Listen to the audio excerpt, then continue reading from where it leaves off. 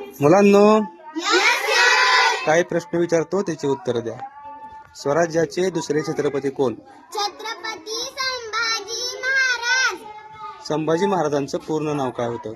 संभाजीराजे शिवाजीराजे भोसले. संभाजी महाराजांचा जन्म केव्हा झाला? 14 मे 1657.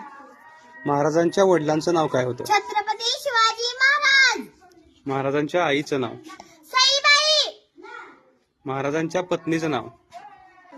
महाराणी येसूबाई. महाराजांच्या मुलाचं नाव काय होतं? छत्रपती शाहू. महाराजांच्या मुलीचं नाव काय होतं? भवानीबाई. छत्रपती संभाजी महाराजांचा जन्म कोणत्या किल्ल्यावर झाला? पुरंदर किल्ला. महाराजांचा राज्याभिषेक केव्हा झाला होता?